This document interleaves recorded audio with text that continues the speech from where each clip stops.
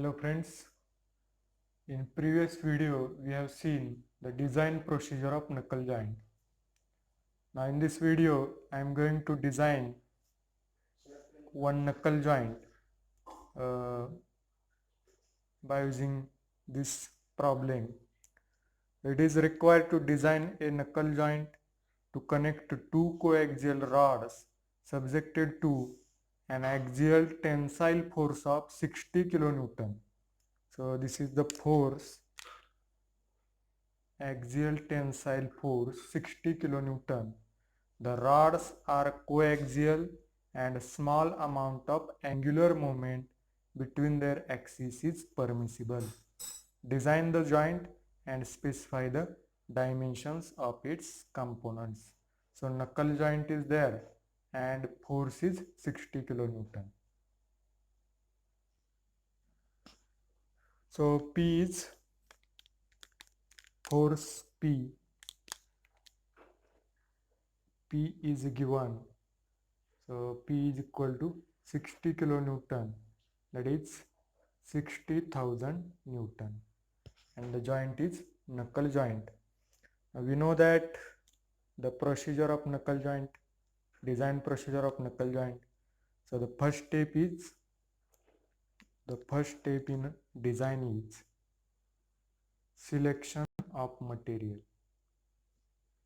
Selection of material. So in the video of design procedure for knuckle joint, we have seen for rod, skin, fork and eye, plain carbon steel is used. So plain carbon steel of grade, I will use 30C8. So for that SYT is equal to 400 Newton per mm square. This is the SYT of 30C8 plain carbon steel. Now the second step in design of any component is selection of factor of safety. Selection of factor of safety.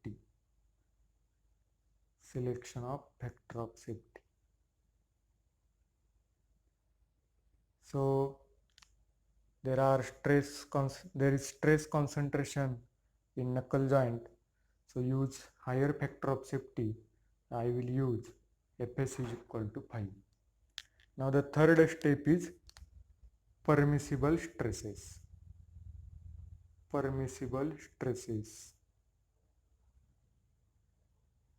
So we know that how to find out permissible stresses.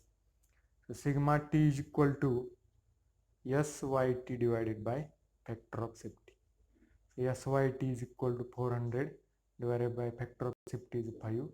So it will becomes 18 Newton per mm square.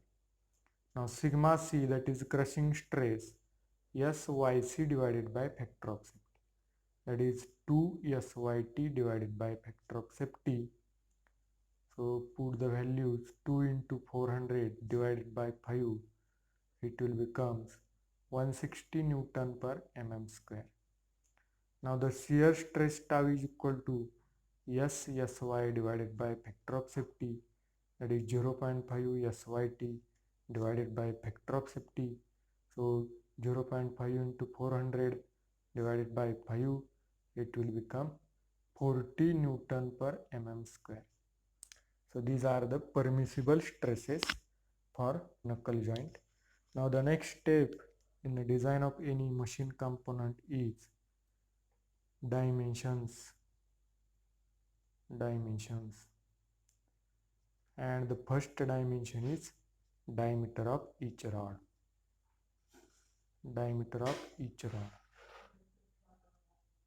We know that the failure of rod will take place due to tension. So diameter of rod sigma T is equal to P divided by pi by 4 d square, and we have to find this d. So d square is equal to P divided by pi by 4 into sigma T. Now put the values. put the values. So d square is equal to, here p is 60,000, then pi by 4 into sigma t is 80.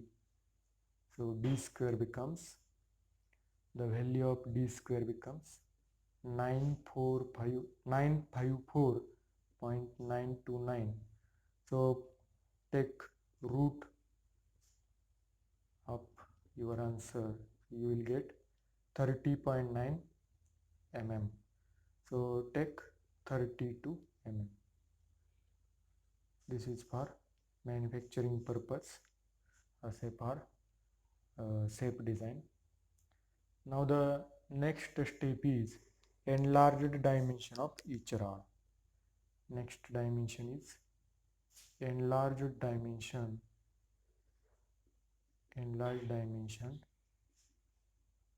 of each rod. Enlarged dimension of each rod, that is capital D1. So how to find out capital D1? So D1 is equal to, empirical relation is there, 1.1 D, 1.1 into D is 32. So D1 becomes 35.2 mm. So take 36 mm. 36 mm. This is the second dimension. Now third step is dimensions A and B. Dimensions A and B. A means thickness of that eye end of fork, and B is the thickness of eye. So there are empirical relations. So A is equal to 0.75 D. 0.75 into D is 32. So it becomes 24 mm. A is equal to 24 mm. And then B is equal to, you know that 1.25 D is the empirical relation. 1.25 into 32, it becomes 40 mm. So B becomes 40 mm. So these are the three steps. Now take these all the values. Sigma T is 80, sigma C is 160, tau is 40 megapascal. Then capital D is 32. Then D1 is 36. Then small a is 24 and B is 40 mm. Now see the fourth step. Fourth dimension is diameter of knuckle pin.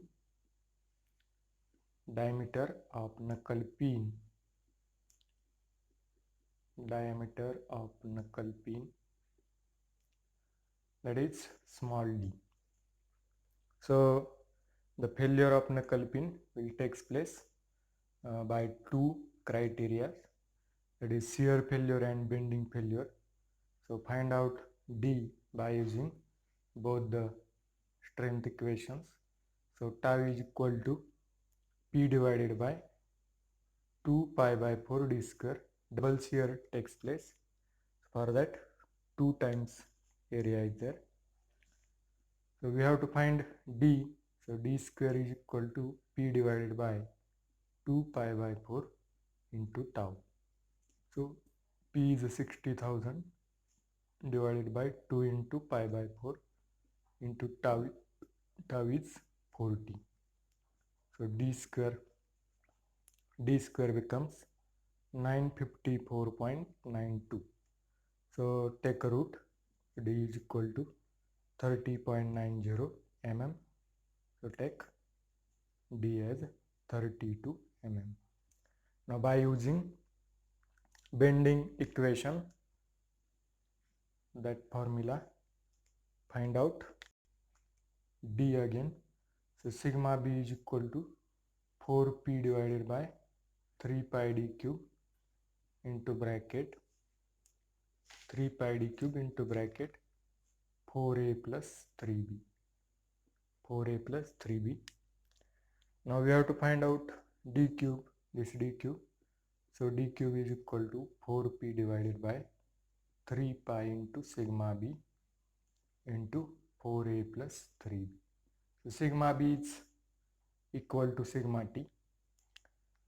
So d cube is equal to 4 into p is 60,000 divided by 3 pi into sigma b means sigma t et into bracket 4 into a is 24 plus 3 into b is a 40 mm. So this value becomes 68754.93. Now take third root of this answer. You will get D is equal to 40.967 mm. So take 42 mm. So by this criteria D becomes 32 mm. By bending criteria D becomes 42. Now choose whichever is maximum. 42 is maximum. So this is the final value of diameter of knuckle P. Now the next fifth dimension, dimensions D0 and D1. D0 and D1. For that empirical relations are used. So D0 is equal to 2 times diameter of knuckle pin. So 2 into diameter of knuckle pin is 42. So 2 into 42, 84 mm. So D0 is equal to 84 mm. Now the next dimension is D1. So D1 is equal to 1.5 times diameter of knuckle pin. So 1.5 into diameter of knuckle pin is 42. So it becomes 64 mm. 64 mm D1. D0 is 84 and D1 is 64. Now let us see the next sixth step is check for eye. Now all dimensions are over. Now check your design whether it is safe or not. So check for eye. For that 3 strength equations are there. So sigma t is equal to p divided by b into d naught minus d. So that is equal to 60,000 divided by b is 40, d naught is 84 minus d is 42.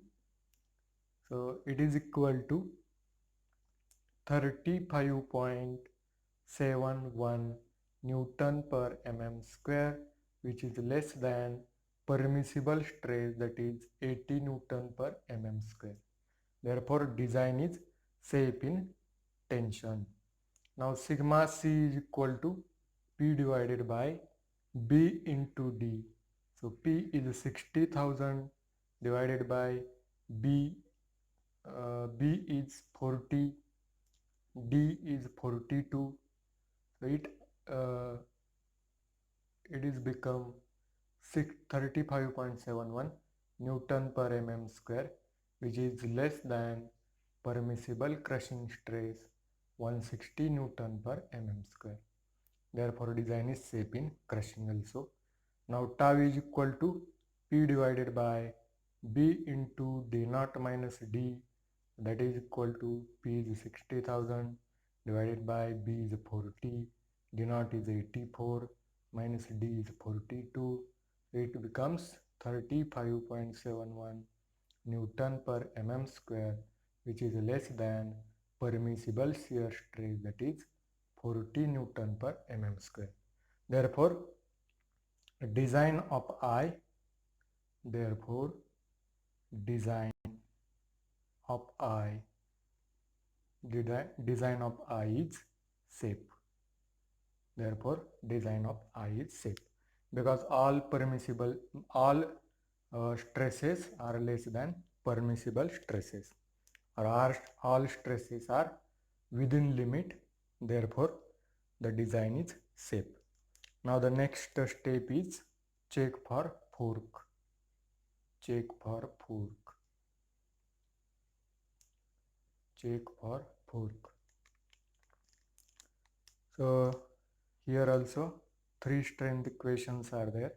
So sigma T is equal to P divided by 2A d naught minus D, that is equal to 60,000 divided by 2 into A is 24 into bracket D naught is 84 minus D is 42.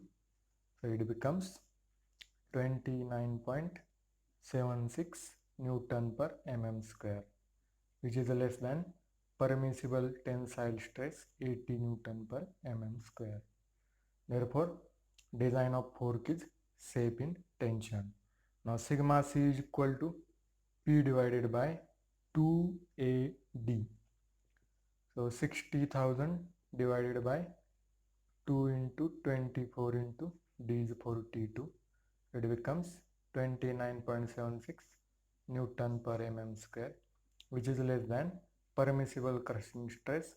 Therefore, design is safe in crushing. Now tau is equal to P divided by 2AD naught minus D, that is equal to 60,000 divided by 2 into 24 into 84 minus 42, that is equal to 29.76 Newton per mm square, which is less than permissible shear stress, that is 40 Newton per mm square. Therefore, design is safe in shear. All the values are within limit. Therefore, design of fork is safe. Design of fork is safe. So our overall design becomes safe. So this is the fourth main step of problem. Now the next and last step is draw dimension sketch. So by using all these dimensions, draw the dimension sketch and the problem is over. Thank you. Thank you very much.